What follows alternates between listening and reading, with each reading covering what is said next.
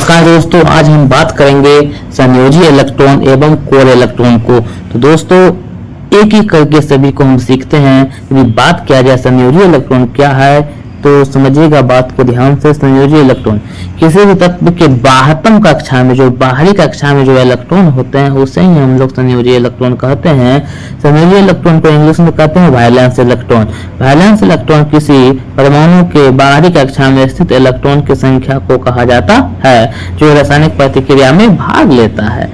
चलिए दोस्तों, तो आगे हम सीखेंगे कि वैलेंस इलेक्ट्रॉन या संयोजी इलेक्ट्रॉन किसका कितना होता है। यह आपको याद रखना है क्योंकि एग्जाम में बहुत बार संयोजी इलेक्ट्रॉन से क्वेश्चन पूछ देगा दोस्तों आपको कि सोडियम का संयोजी इलेक्ट्रॉन क्या है, कैल्शियम का क्या है।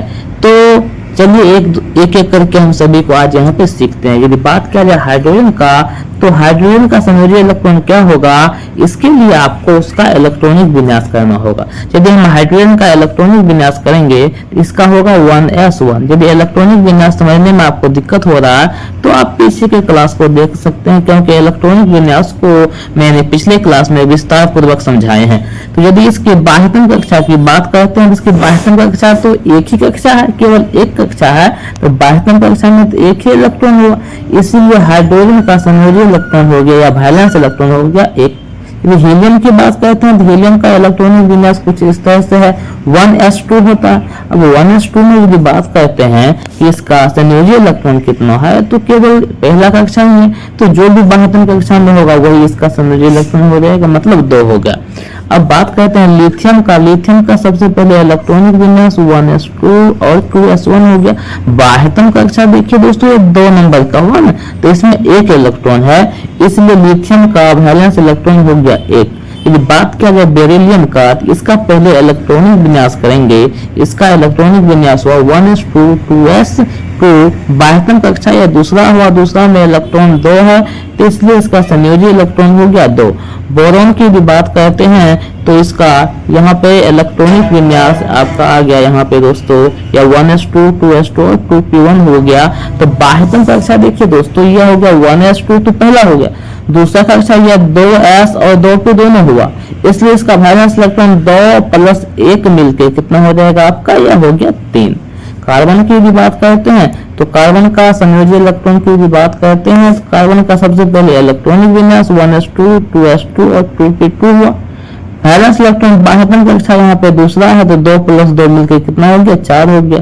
बात किया जाए नाइट्रोजन का, इसका पहले इलेक्ट्रॉनिक विन्यास करेंगे तो 1s2 2s2 और 2p3 हुआ। बाह्यतम कक्षा में 3 इसका और 2 इसका, 5 इलेक्ट्रॉन, तो यह हो गया 5 इसका संयोजी इलेक्ट्रॉन। आगे बात करते हैं ऑक्सीजन का। सबसे पहले इसका इलेक्ट्रॉनिक विन्यास 1s2 2s2 और 2p4 हो गया। बाह्यतम कक्षा में 4 इसका और 2 इसका, 4 प्लस 2 मिलकर कितना हो गया, 6 हो गया।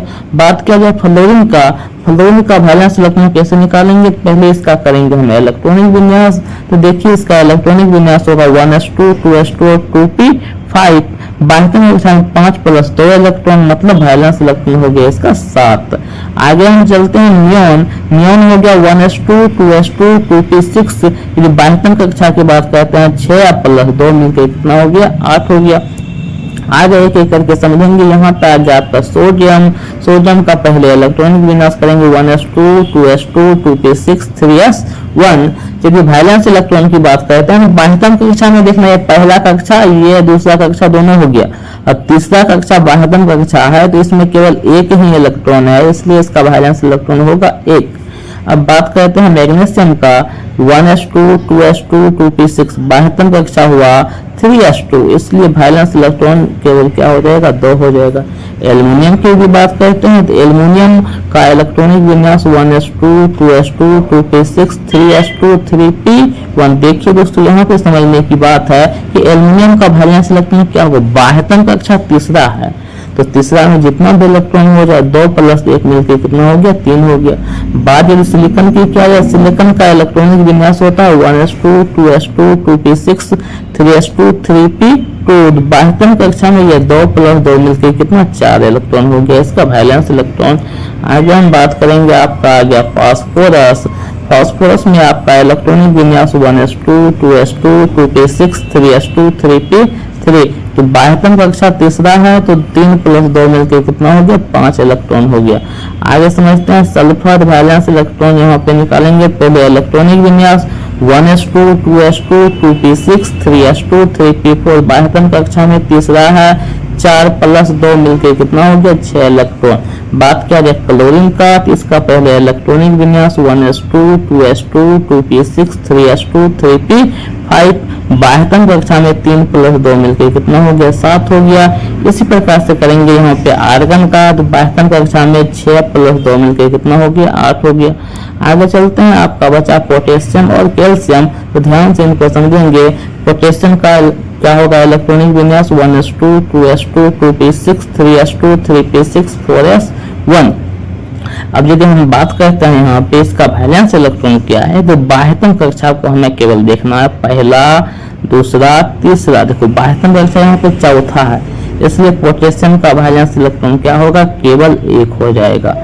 अब बात करते हैं कैल्शियम का 1s2 2s2 2p6 3s2 3p6 4s2 बाह्यतम कक्षा चौथा है, चौथा में केवल यहाँ पे 2 इलेक्ट्रॉन है, इसलिए कैल्शियम का जो यहाँ पे हुआ वैलेंस इलेक्ट्रॉन वो कितना हो गया दोस्तों, 2 हो गया। तो इस तरह से हम वैलेंस इलेक्ट्रॉन को समझे।